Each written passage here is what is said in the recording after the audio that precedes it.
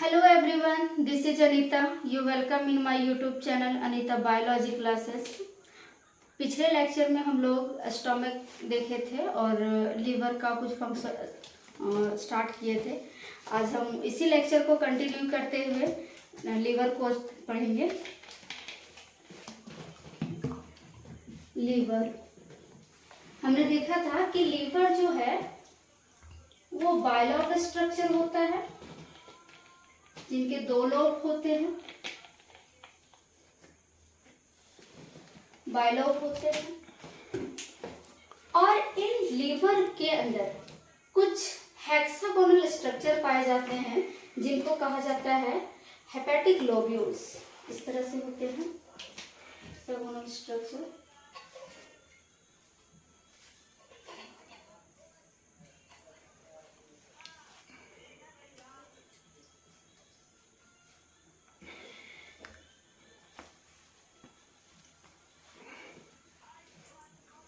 Hexagonal structure होते हैं जिसको कहा जाता है हेपेटिक लोब्यूल्स। हेपेटिक लोब्यूल्स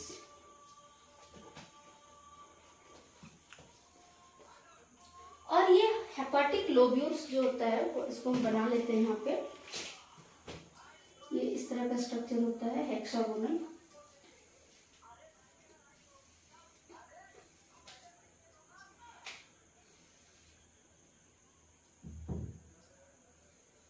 ये हेक्सागोनल स्ट्रक्चर होता है और इस हेक्सागोनल स्ट्रक्चर हेपेटिक लोब्यूल्स के बाहर एक कवरिंग होता है। इस तरह से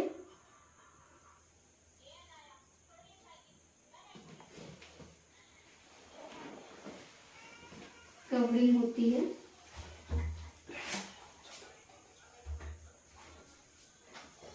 इस कवरिंग को बोला जाता है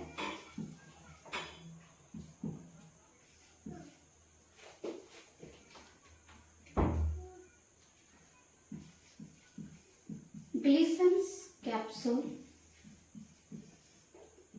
ग्लिसन कैप्सूल।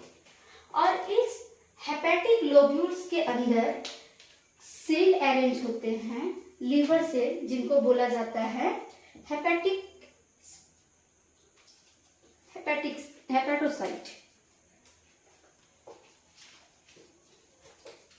तो जो लीवर के सेल जो होते हैं उनको क्या कहा जाता है? हेपेटिक सेल कहा जाता है, हेपेटोसाइट्स कहा जाता है, जो कि अरेंज होते हैं इस तरह से चेन लाइक, इस तरह से अरेंज होते हैं।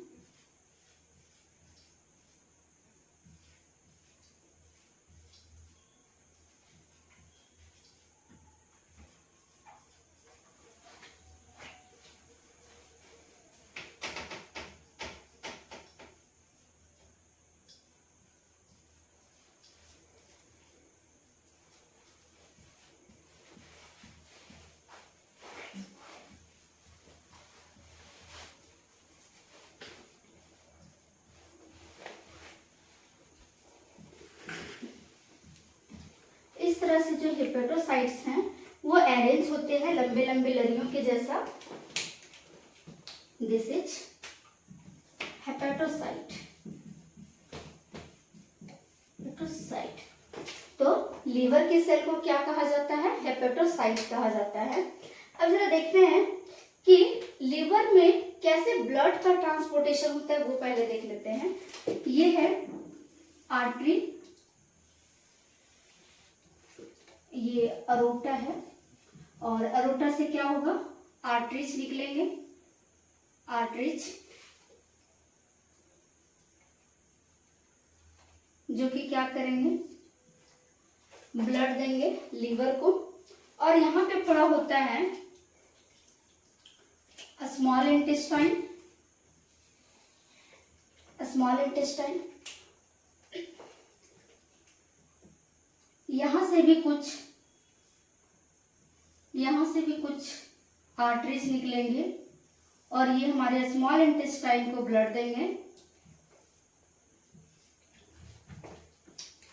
जो जो आर्टरी हमारे लीवर को ब्लड दे रहा है उस आर्टरी को बोलते हैं हेपेटिक आर्टरी।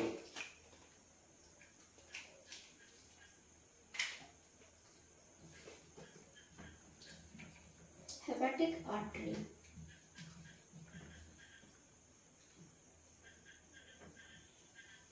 Hepatic artery. और ये आर्टरी पता है कि जो आर्टरीज होते हैं वो क्या करते हैं, ऑक्सीजनेटेड ब्लड को कैरी करते हैं, और ये ऑक्सीजन वाला ब्लड क्या कर रहा है, लेकर के आ रहा है लीवर तक। और अब ये लीवर को क्या करेगा, ऑक्सीजन दे देगा। ऑक्सीजन देने के बाद जो सेल है वो क्या करेगा, आगे ओपन होगा इस तरह से। अब जरा यहाँ देखते हैं कि ये जो स्मॉल इंटेस्टाइन है, इस स्मॉल इंटेस्टाइन में जो आर्टरी लेकर के आ रही है ब्लड, ये ब्लड में क्या है, ऑक्सीजन है। इस ब्लड में क्या है, ऑक्सीजन है। और इस ऑक्सीजन को क्या कर रहा है कि दे रहा है हमारे स्मॉल इंटेस्टाइन को, सेल्स वो उसको एब्जॉर्ब कर रहे हैं। और साथ ही साथ इसके साथ में और भी कुछ बचे हुए हैं। जो सबसे ज्यादा मात्रा में बचा हुआ है यहाँ पे ग्लूकोज। और इस ग्लूकोज को क्या करते हैं,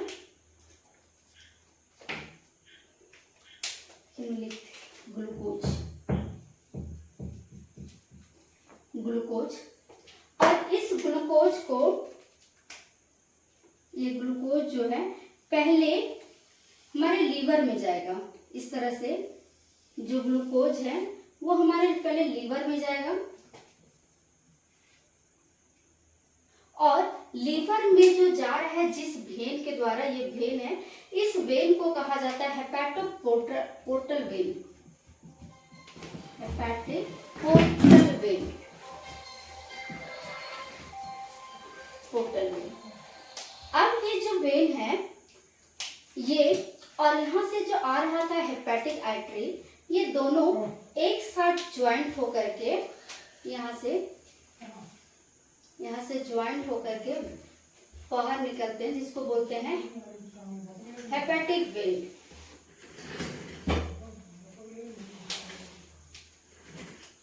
हेपेटिक वेन।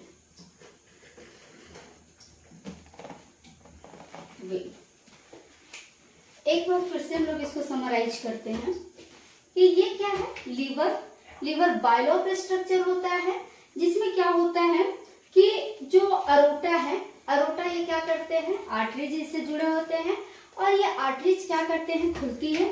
और ये आर्टरीज जाकर के कुछ जो है वो लीवर को ब्लड देती है। और जो लीवर को ब्लड देती है उसको बोलते हैं हेपेटिक आर्टरी। और फिर यही आर्टरीज क्या करती है, हमारे स्मॉल इंटेस्टाइन को भी ब्लड देती है। अब स्मॉल इंटेस्टाइन को जो ब्लड दिया गया, उस ब्लड में ऑक्सीजन भी है और ग्लूकोज भी है। ग्लूकोज कौन सा ग्लूकोज है, जो डाइजेशन से एब्जॉर्ब हुआ है। अब वो एब्जॉर्ब ग्लूकोज जो है वो क्या होता है, बच जाता है। और ऑक्सीजन जो होता है वो क्या होता है, जो सेल्स हैं वो इसको यूज कर लेते हैं। तो जो बचा हुआ ग्लूकोज है वो सबसे पहले लीवर में जाता है। और लीवर क्या करता है कि जो एक्सेस ग्लूकोज है उनको ये स्टोर कर लेता है in the form of glycogen. तो क्वेश्चन बनता है कि हमारे बॉडी में कौन सा ऑर्गन्स है जो कि ग्लूकोज को स्टोर करता है। तो ग्लूकोज स्टोर होता है लीवर में इन the form of glycogen. Glycogen के फॉर्म में ये स्टोर होता है। अब यहाँ से ग्लूकोज स्टोर हो गया, बाकी जो चीजें बच गई वो हेपेटिक वेन से क्या हो गया, बाहर रिमूव हुए, बाहर निकल आए। अब जरा हम इस स्ट्रक्चर को देखते हैं कि यहाँ पे जब आर्टरीज आए तो बहुत सारे आर्टरीज यहाँ पे ओपन हुई।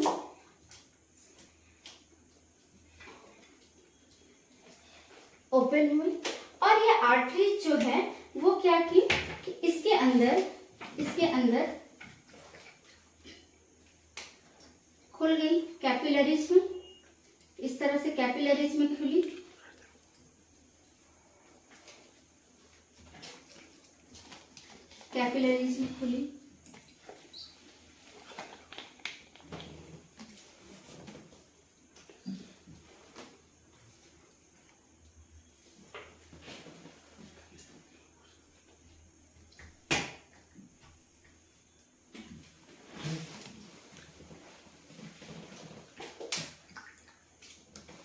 कैपिलरी से क्या आ रहा है, ऑक्सीजनेटेड ब्लड आ रहा है, ऑक्सीजनेटेड ब्लड आ रहा है,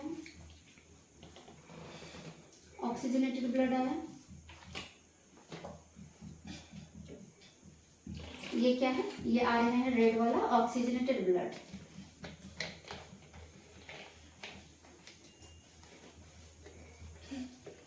अब सेल क्या करेंगे, ये जो ऑक्सीजन लेकर के आ रही हैं, इस ऑक्सीजन को जो है वो क्या करेगा, सेल को दे देगा। जो यहाँ पे हेपेटोसाइट्स हैं, इनको ये क्या करेगा, ऑक्सीजन ऐसे दे देगा। अब जब जो ऑक्सीजन है, ऑक्सीजन को यूज कर लिया जाएगा हेपेटोसाइट्स के थ्रू, देन क्या होगा कि ये जो है, इस जो ऑक्सीजनेटेड ब्लड आ रहा था वो धीरे धीरे क्या होगा, डीऑक्सीजनेटेड में होता जाएगा। मतलब ऑक्सीजन यहाँ पे खत्म होते जाएगी इस तरह से, ऑक्सीजन खत्म होता जा रहा है।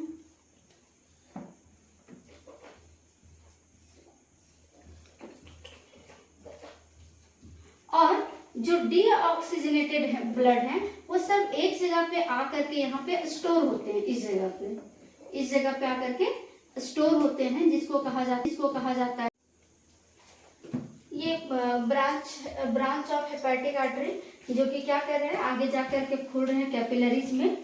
ये है कैपिलरी,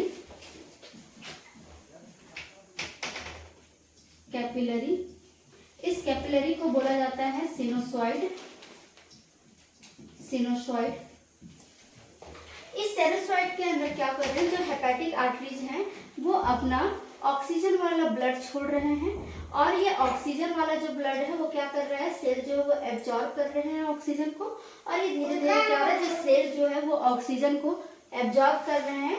उसके बाद जो ऑब्जर्व करने के बाद क्या हो रहा है कि जो ब्लड है उसमें डीऑक्सीजनेटेड बच रहे हैं, मतलब ऑक्सीजन उसमें एब्सेंट हो रहा है। उसके बाद एक और ब्रांचेज यहाँ पे आएंगी इस तरह से,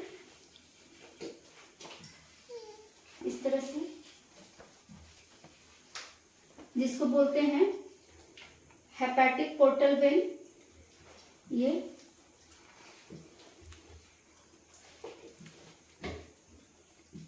हेपेटोपोर्टल वेन जो कि क्या करेगा, ग्लूकोज को लेकर के आएगा और इसी के अंदर, इस कैपिलरी के अंदर छोड़ देगा। इसी तरह से सभी में होंगे। ब्रांच ऑफ हेपेटिक आर्टरी क्या कर रहे हैं कि ऑक्सीजन जो है उस ये सिनोसॉइड के अंदर छोड़ रहे हैं, जिससे जो हेपेटिक सेल हैं, जो हेपेटोसाइट्स हैं, लीवर के जो सेल है, वो उनको क्या कर रहे हैं, उन ऑक्सीजन को एब्जॉर्ब कर ले रहे हैं, और जो ब्लड है वो डीऑक्सीजनेटेड हो जा रहा है। फिर वो आगे आकर के यहाँ क्या कर रहे हैं, सारे डीऑक्सीजनेटेड ब्लड जो है वो एक जगह आकर के मिल जाते हैं और एक ब्रांच बना लेते हैं, जिसको बोलते हैं हेपेटिक वेन। इसको कहते हैं branch of hepatic when.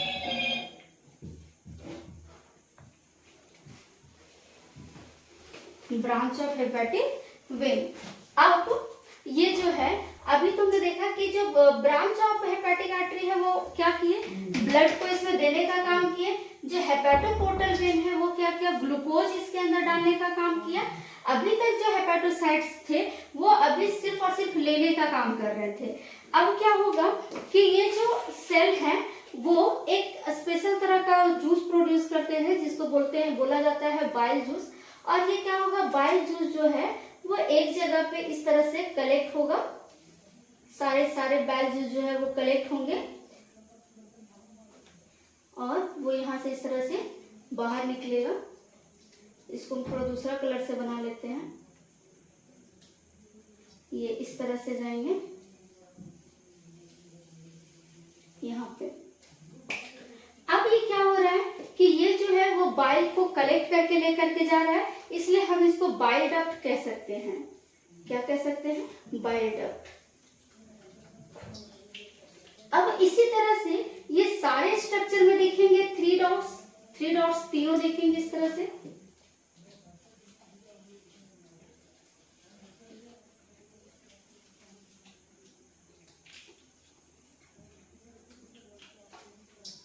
Three dots सब में दिख रहे हैं।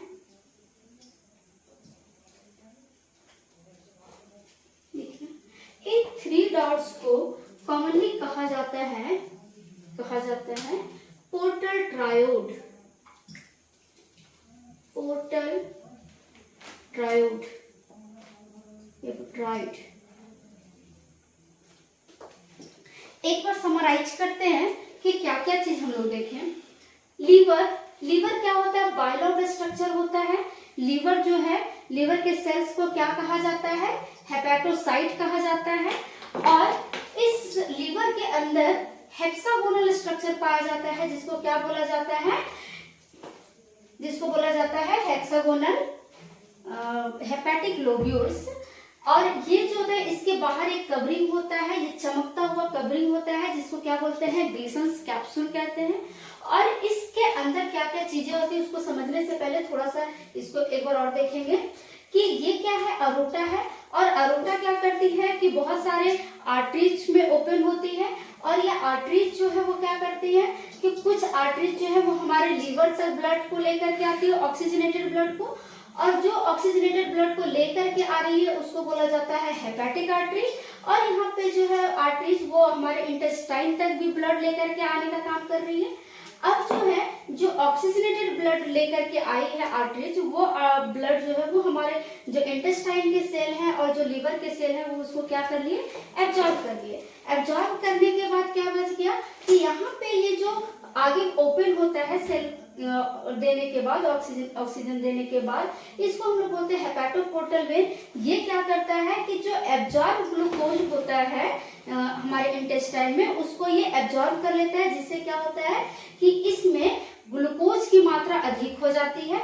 अब इस ग्लूकोज को क्या करता है, जो हमारा लीवर है वो स्टोर करता है in the form of glycogen. तो हम क्वेश्चन ये बनता है कि which organ is responsible for storage of glucose, मतलब कौन है जो कि ग्लूकोज को स्टोर कर रहा है? तो लीवर है जो कि ग्लूकोज को स्टोर करता है, किसके फॉर्म में? ग्लाइकोजन के फॉर्म में स्टोर करता है। अब यहाँ से जो डीऑक्सीजनेटेड ब्लड गया और यहाँ से जो डीऑक्सीजनेटेड ब्लड आ रहा था, ये एक कॉफलिन डक्ट से खुल करके जाता है, जिसको बोलते हैं हेपेटिक वेन। अब जरा इसको देखते हैं कि हेक्सागोनल स्ट्रक्चर्स में क्या क्या चीजें होती हैं। ये चेन होता है, हेपेटोसाइट्स के लंबे लंबे लड़ियां बनी होती है, सेल्स की लड़ियां बनी होती है। और इन सेल्स के में क्या होता है, जो हेपेटिक आर्टरीज होती है वो आकर के क्या होती है? खुलती है। और सभी जगह पे ये वाला branch of hepatic artery open हो रहा है। और ये क्या होता है, आगे जाकर के कैपिलरी में ओपन होता है। इस कैपिलरी को बोला जाता है सिनुसॉइड। इस कैपिलरी के अंदर क्या करता है, जो हेपेटिक आर्टरी है वो ऑक्सीजनेटेड ब्लड को छोड़ देता है, जिससे क्या होते हैं, जो हेपेटोसाइट सेल होते हैं वो ऑक्सीजन ले लेते हैं और सेलुलर रेस्पिरेशन में हेल्प कर लेते हैं। उसके बाद जो ऑक्सीजन लेने के बाद जो सेल बच जाता है, जो ब्लड बच जाता है, वो आगे आकर के क्या करते हैं, एक ब्रांच बन जाते हैं, जिनको बोलते हैं ब्रांच ऑफ हेपेटिक वेन। उसके बाद एक और वो ब्रांचेज आते हैं जिसको हम लोग बोलते हैं हेपेटोपोर्टल वेन। ये क्या करता है, यहाँ पे आप देख सकते हैं कि हेपेटोपोर्टल वेन क्या कर रहा था, ग्लूकोज लेकर के जा रहा था। अब वो हेपेटोपोर्टल वेन जो है वो ग्लूकोज को इस कैपिलरी के अंदर छोड़ देगा। और यहाँ पे ये जो कैपिलरीज में जो ग्लूकोज आ रहा था वो आकर के इसमें मिक्स हो जाएगा। अब क्या हो गया, अभी तक जो थे ब्रांच ऑफ हेपेटिक आर्टरी और हेपेटोपोर्टल वेन जो थे वो इस यहाँ पे देने का काम कर रहे थे। और अभी तक जो है वो हेपेटोसाइट जो है, लीवर के जो सेल है वो क्या किए, इसको एब्जॉर्ब किए। अब यहाँ पे जो लीवर के सेल है वो क्या करते हैं कि स्पेशल सिक्रीशन करते हैं, जिसको क्या बोले, बाइल बोले। और ये बाइल क्या होता है कि इस तरह से बाइल ये प्रोड्यूस करते हैं। और बाइल जो है एक डक्ट के द्वारा ओपन होता है, ये बाहर चला आता है इस तरह से। तो जो बाइल बाहर कलेक्ट करके लेकर के आए इसको बाइल डक्ट कहते हैं। अब यहाँ पे देखिएगा कि तीन चीजें हैं, एक है ब्रांच ऑफ हेपेटिक आर्टरी, दूसरा है हेपेटोपोर्टल वेन और तीसरा है बाइल डक्ट। ये तीनों को मिला करके बोला जाता है पोर्टल ट्रायोड।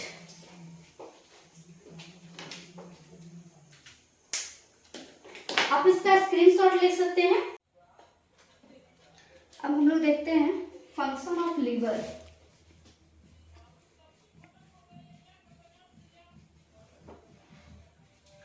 लीवर हमने क्या देखा कि ये लीवर है, लीवर, यहाँ से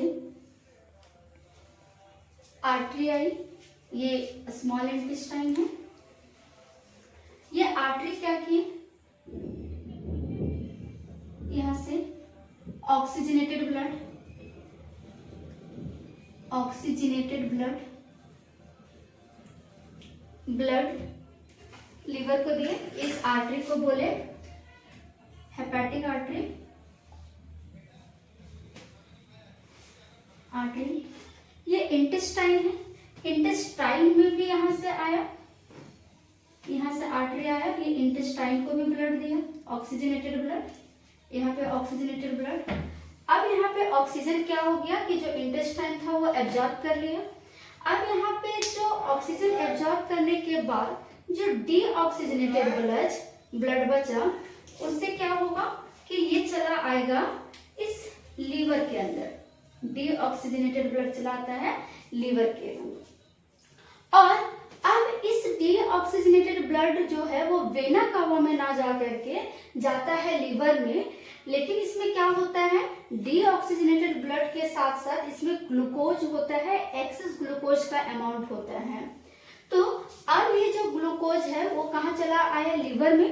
अब लीवर क्या किया, इसको स्टोर कर लिया इन द फॉर्म ऑफ ग्लाइकोजन, और उसके बाद यहाँ से ये वाला ब्लड और ये जो डीऑक्सीजनेटेड ब्लड दोनों जो लीवर में गया था, ये क्या हो गया, हेपेटिक वेन के थ्रू यहाँ से दोनों कंबाइन हो गए और यहाँ से दोनों वेन्स एक साथ जुड़ करके बाहर चले आए, हेपेटिक वेन, जिसको बोले हेपेटिक वेन। इतना चीज क्लियर है। अब देखते हैं कि क्या काम किया है। ये पहला मेटाबॉलिज्म ऑफ कार्बोहाइड्रेट, कार्बोहाइड्रेट्स क्या होता है मेटाबॉलिज्म क्या होता है, इसको थोड़ा सा देखेंगे कि हमारे बॉडी के अंदर कोई भी केमिकल रिएक्शन होता है, कोई भी केमिकल रिएक्शन होता है तो उसको हम लोग बोलते हैं मेटाबॉलिक रिएक्शन। थोड़ा सा लिखते हैं, मेटाबॉलिक रिएक्शन किसको बोलेंगे, reaction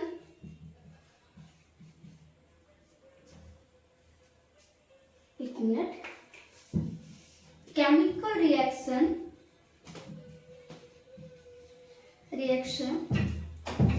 occurs in our body is called metabolic reaction।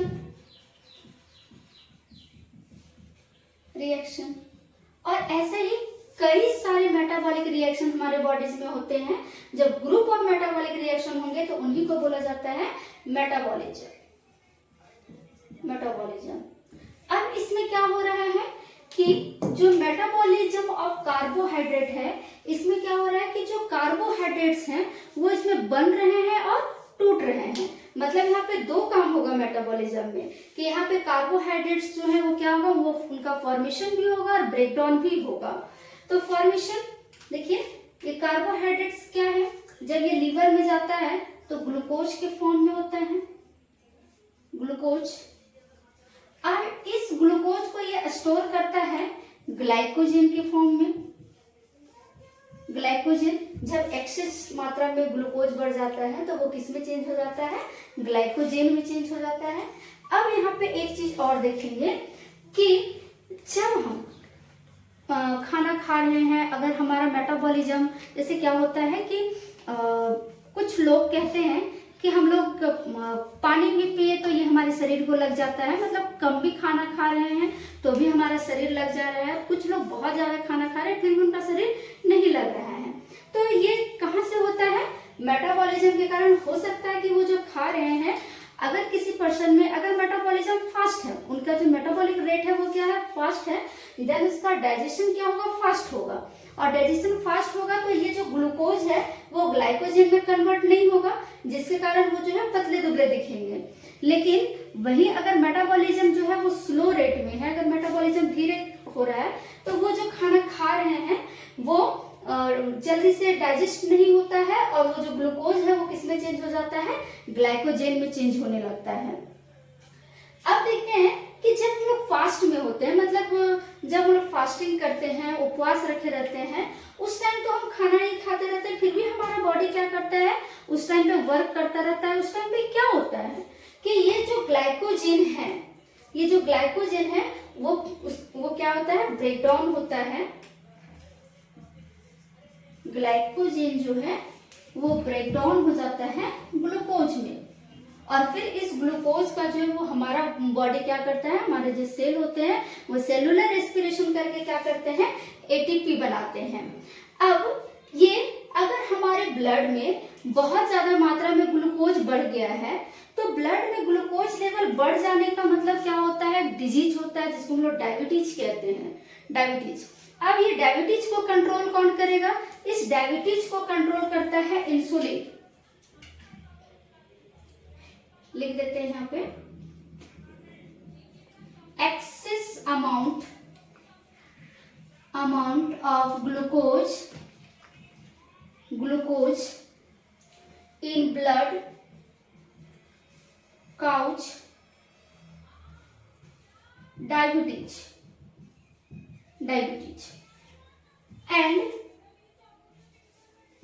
and diabetes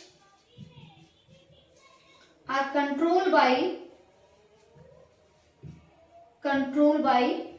insulin।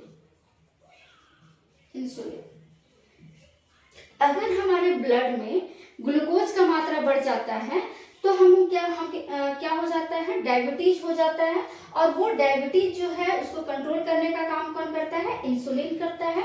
Insulin क्या है, एक हार्मोन है जो कि कहां से सीक्रेट होता है, सीक्रेटेड बाय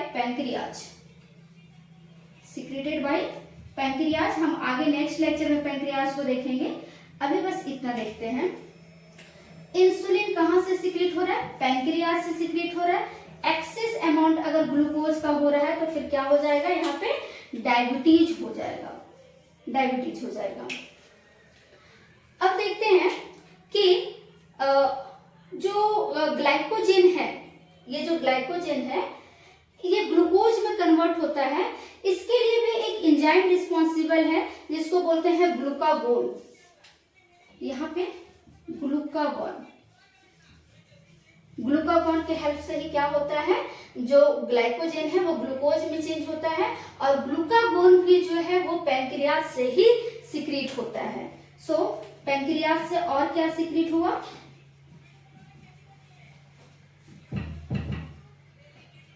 ग्लूकागोन,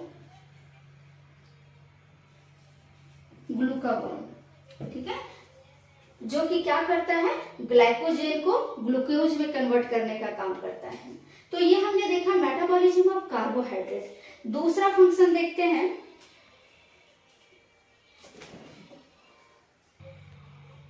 चलो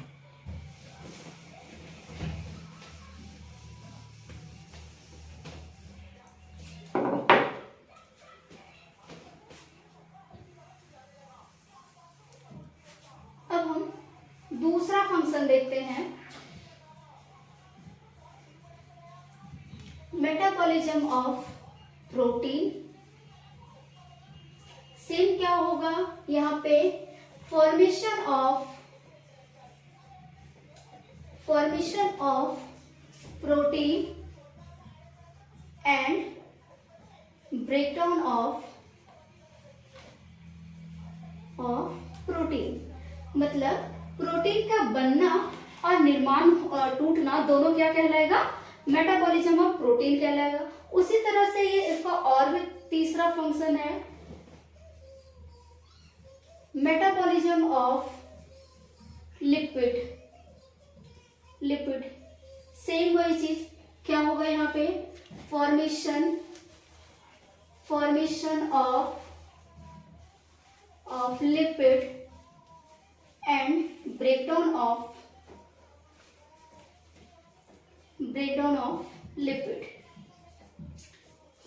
और क्या क्या चीजें होती हैं, एक चीज हमने यहाँ बात किया कि जो breakdown breakdown of protein and breakdown of lipid, ये कैसे होता है, मतलब प्रोटीन कैसे टूटेगा और लिपिड कैसे टूटेंगे।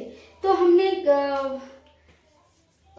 स्टमक में बताया होगा, जब स्टमक पढ़ा रहा था तो उस टाइम पे आप देखेंगे कि इनको ब्रेक डाउन करने के लिए स्पेशल प्रोटीन होते हैं। जैसे कि देखिएगा ये लाइपेज, ये क्या करता है, लिपिड को फैटी एसिड और ग्लिसरॉल में कन्वर्ट करता है। कौन, लाइपेज। उसी तरह से जो प्रोटीन है, इसको प्रोटीएज क्या करते हैं, इसको चेंज करते हैं एमिनो एसिड में। उसी तरह से जो न्यूक्लिक एसिड है, न्यूक्लिक एसिड का डाइजेशन कौन करेंगे, न्यूक्लिएज करेंगे। तो इस तरह से क्या होते हैं, चीजें जो होती है वो ब्रेक डाउन होती है। अब एक चीज और नेक्स्ट फंक्शन देखते हैं, ये क्या करते हैं, स्टोर फैट सॉल्युबल विटामिन। क्या करते हैं ये, फैट सॉल्युबल विटामिन को ये स्टोर करने का काम करते हैं। देखिएगा विटामिन क्या कितने टाइप्स के होते हैं, विटामिन जो होते हैं वो 2 टाइप्स के होते हैं। विटामिन मेनली 2 टाइप्स के होते हैं, वाटर सॉल्युबल और फैट सॉल्युबल। तो वाटर सॉल्युबल कौन कौन विटामिन है, बी एंड सी। हम याद रखेंगे कि जो बी और सी है वो वाटर सॉल्युबल विटामिन है। बाकी जो विटामिन हैं ए, डी, ई, के, ये सब क्या है, फैट सॉल्युबल विटामिन है। अब हम याद रख सकते हैं दोनों को, कैसे सेपरेट कर सकते हैं। वाटर सॉल्युबल को हम याद रख सकते हैं WBC से।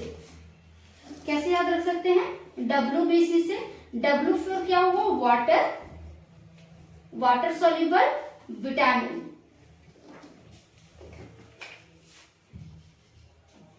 Water soluble vitamin B and C. तो हम लोग WBC से इसको याद रख सकते हैं कि ये जो होते हैं वो क्या होते हैं, वाटर सॉल्युबल होते हैं। बाकी के जो होते हैं वो क्या होते हैं, फैट सॉल्युबल होते हैं। तो जो हमारा लीवर है वो क्या करता है, ये फैट सॉल्युबल विटामिन को स्टोर करता है।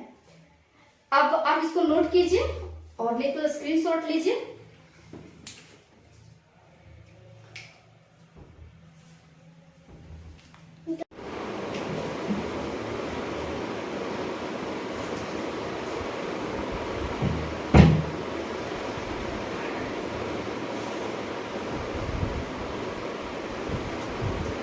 फंक्शन देखते हैं, metabolism of alcohol and drugs. Next function क्या है, ये जो हमारा एल्कोहल होता है उसको ये क्या करता है, डाइजेस्ट करने का काम करता है। मतलब उसको मेटाबोलाइज करने का काम करता है। तो और ड्रग्स का मतलब होता है मेडिसिन। ड्रग्स वो वाला नहीं जो आप लोग सुने होंगे, गांजा, मॉर्फिन, हीरोइन, वो नहीं है। यहाँ पे ड्रग्स का मतलब है मेडिसिन। तो इस सब को मेटाबोलाइज करने का भी काम करता है लीवर। एल्कोहल क्या करता है, ये देखिएगा, जो हमारे लीवर के सेल है, ये है लीवर के जो सेल है, इसके अंदर क्या होते हैं, इस तरह से हेपेटिक लोब्यूल्स पड़े होते हैं, हेक्सागोनल, हमने पढ़ा है अभी। हेक्सागोनल लोब्यूल्स पड़े होते हैं, जिसके अंदर क्या होता है, हेपेटिक सेल पड़े होते हैं, जिसको हेपेटोसाइट बोला जाता है। ये क्या करता है कि जो अल्कोहल होता है वो हमारे जो लीवर के सेल होते हैं हेपेटोसाइट्स, उन्हीं को ये क्या करता है, डैमेज करता है। क्या करता है ये, damage hepatocyte cell of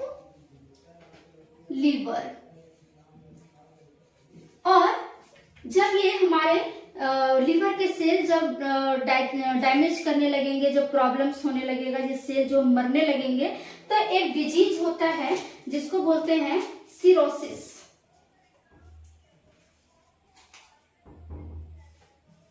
cirrhosis याद रखेंगे कि जो लीवर के सेल जो है, अगर कोई बहुत ज्यादा इंसान अगर वो शराब पीता है तो उनके लीवर के सेल क्या होते हैं, डैमेज होने लगते हैं, और जाकर के कौन सा डिजीज होता है, कौन सा बीमारी होता है, सिरोसिस होता है, डिजीज होता है। नेक्स्ट फंक्शन देखते हैं, ये हेल्प करता है यूरिया साइकिल में। यूरिया साइकिल, यूरिया साइकिल में क्या होता है कि इसमें जो होता है वो फॉर्मेशन होता है यूरिया का, formation of urea, formation of urea which is a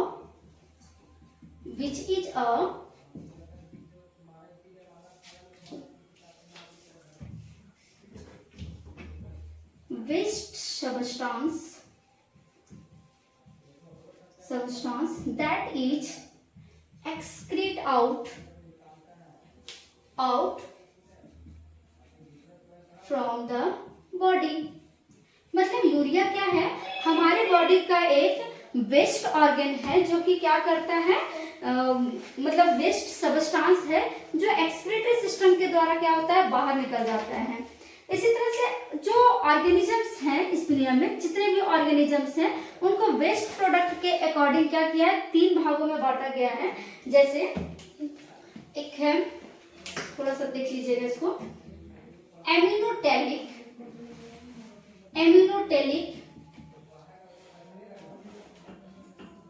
uricotelic, ureotelic.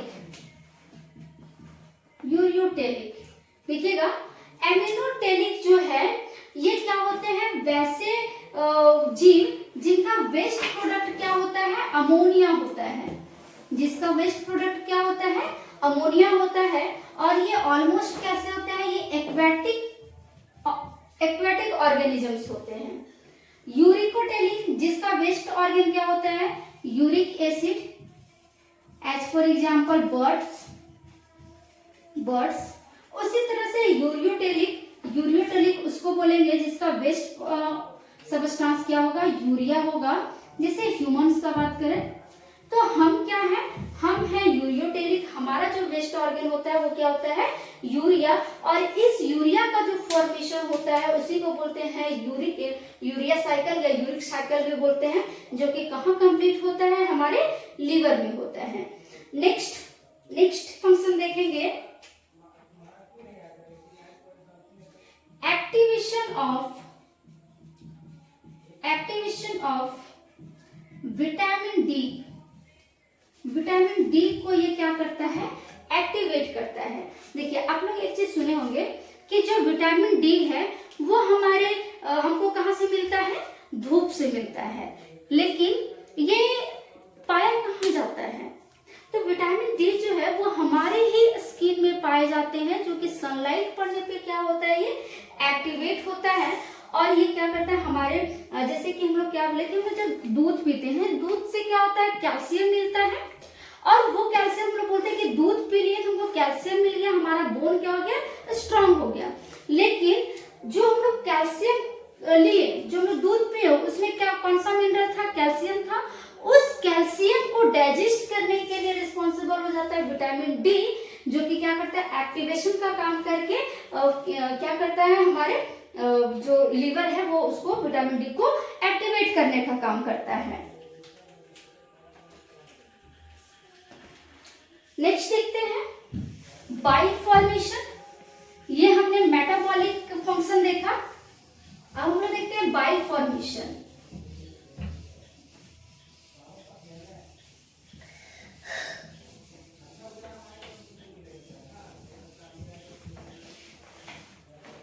Bile formation, देखिए हमने देखा कि बाइल जो होता है वो कैसे कैसे, थोड़ा सा हमने इंट्रोडक्शन में देखा था कि जो बाइल होते हैं वो कहाँ प्रोड्यूस होते हैं? हेपेटोसाइट्स में होते हैं, फॉर्मेशन होता है उनका। और हेपेटोसाइट्स क्या करते हैं, एक डक्ट से वो बाहर निकलता है, हेपेटिक लोब्यूल से, जिसको हम लोग बाइल डक्ट बोले थे। तो बाइल क्या होता है? सबसे पहला चीज कि जो बाइल है, बाइल ये तो एक डाइजेस्टिव जूस है, डाइजेस्टिव जूस है, जिसके अंदर क्या क्या चीजें पाई जाती है। Bile contain water, first water पाया जाता है, second bile salt, third bile pigment, cholesterol,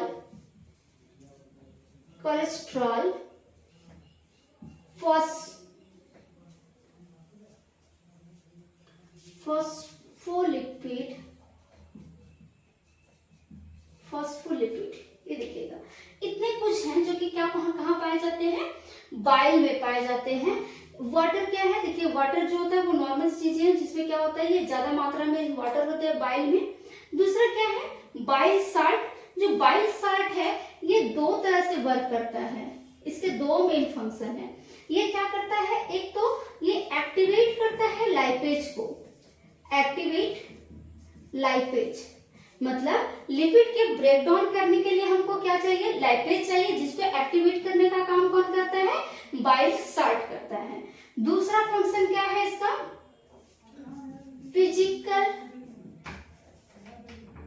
physical reaction करता है। फिजिकल रिएक्शन और केमिकल रिएक्शन में दो डिफरेंसेस हैं। फिजिकल रिएक्शन हम उसको कहते हैं, सपोज दैट ये एक पेपर है, इस पेपर को हम लोग क्या किए? कैंची से कट किए। तो इसमें क्या हुआ कि कट करने के बाद क्या हुआ, कोई भी इसमें चेंज नहीं आया, मतलब हाँ पीसेस उसके छोटे हो गए, लेकिन है तो ये पेपर ही, कट करने के बाद भी ये क्या रहा? पेपर ही रहा। तो यहाँ पे इसी तरह से हुआ कि बाइल साल्ट जो होता है वो फिजिकल रिएक्शन करता है, मतलब कि चीजों को वो क्या करता है? फिजिकली तोड़ता है, केमिकली वो डाइजेस्ट नहीं करता है, मतलब वो उसी फॉर्म में रहता है। बाइल पिगमेंट्स क्या होते हैं? जो बाइल पिगमेंट्स हैं, थोड़ा सा इसको ध्यान से देखेंगे। बाइल पिगमेंट ये दो टाइप्स के होते हैं। पहला बिलीरुबिन और दूसरा बिलीवर्डिन। बिलीरुबिन कैसा होता है? ये थोड़ा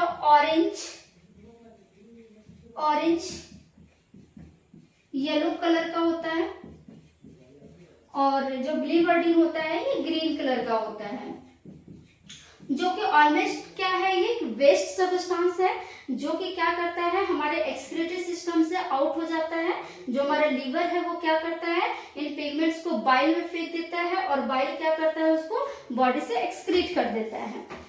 जो फेसेस होते हैं, फेसेस का मतलब जो मल हो गया, जो शौच हो गया, वो मल जो होता है उसका कलर कैसा होता है? ये थोड़ा ब्राउन ऑरेंज कलर का होता है, येलो कलर का होता है। वो किसके कारण होता है? बिलीरुबिन और बिलीवर्डिन के कारण होता है। तो लिख देते हैं इसको,